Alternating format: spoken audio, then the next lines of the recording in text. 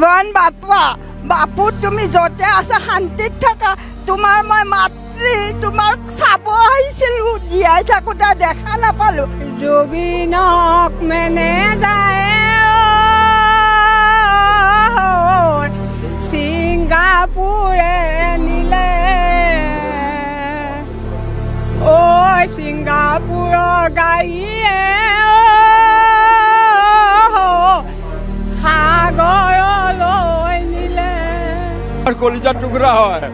আমি জুবিন দাক লাগ পাইছোঁ আমাক অতি সহায় কৰিছে আমি খাৰগলিত গৈছিলোঁ আমাক ভাত পানী খুৱাইছে জুবিন বুলি আমি চিনি নোপোৱা হৈছিলোঁ তেতিয়া এতিয়াহে আমি চিনি পালোঁ জুবিন হয় এটা মাহ মই যাওঁ ৰবিবাৰে আহি গৈছোঁ এতিয়া এই যাওঁ ৰবিবাৰততো আহি গৈছিলোঁ মই কেৱল জুবিনৰ সমাধি আছোঁ কি কাৰণত নেই লাগে ইমান দিন কৰাৰ কোনো প্ৰয়োজন নাই কেৱল আমাক অতি সলকান্তে এনেই লাগে জুবিনৰ জয় জুবিন জয় জুবিন কৃষ্ণ একদেৱ দুখ হাৰি কাল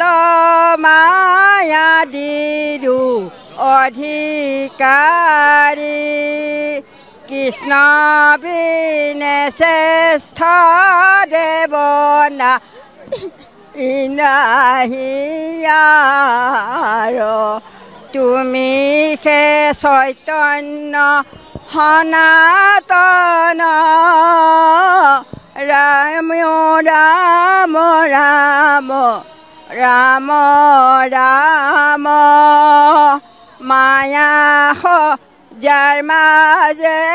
আশ্ৰয় ঘুমতি জীবন বাপা বাপু তুমি যতে আছা শান্তিত থাকা তোমাৰ মই মাতৃ তোমাক চাব আহিছিলো জীয়াই থাকোঁতে দেখা নাপালো তুমি আশীৰ্বাদ দিয়া আইতা আপুনি লাখুটি লৈ আহিছে আপুনি লাখুটি লৈ জুবিনদাৰ সমাধিস্থলীত আহিছে জুবিনদা আমাৰ মাজত নাই গতিকে কিন্তু আপোনালোকৰ ল'ৰাস্বৰূপ জুবিনদাক হঠাৎ আমাৰ মাজৰ পৰা নাইকিয়া হ'ল হয়তো কোনোবা জাতিদ্ৰোহী কেইগৰাকীয়ে হয়তো জুবিনদাক মৃত্যুবৰণত শেষত পেলাই দিলে কি ক'ব এতিয়া কি ক'ম মানে আমাক ন্যায় লাগে আমাক হেৰি কৰিবলৈ ঘূৰিয়ে নাহে শুনিছা আমাক ন্যায় লাগে আমাক দোষীক শাস্তি দিব লাগে সেইটোৱে কৈছোঁ জুবিনদাৰ গান ভাল পাইছিলে এতিয়া আপুনি মইতো জুবিনৰ গানেও গাওঁ আপুনি গাই দিয়ক এটা নাই আইতা আপুনি সমাধিস্থলীত আহিছে জুবিনদাৰ গান অকণমান গাই দিয়ক জুবিন অকণমান আইতা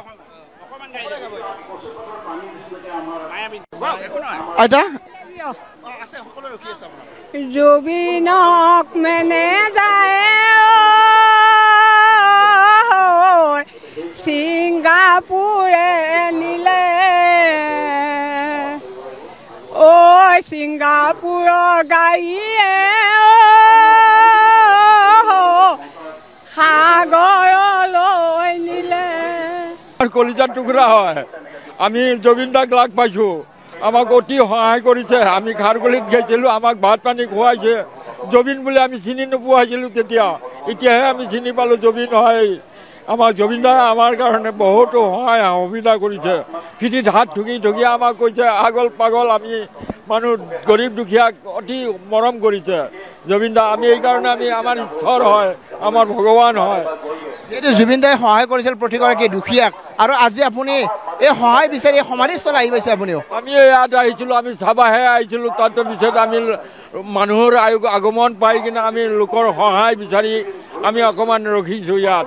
আমি এই আমাৰ তীৰ্থস্থান বুলি কৈছোঁ আমি মন্দিৰ আমি বুজি নাপাওঁ আমাৰ জুবিনদাই কৈছে আমাৰ কোনো জাতি নাই ধৰ্ম নাই আমাৰ কোনো ঈশ্বৰ নাই আমি মুক্ত আমি কোনো নাই সকলো আমাৰ মানৱ আমি এই মহামানৱৰ ওচৰত আহিছোঁহে আমি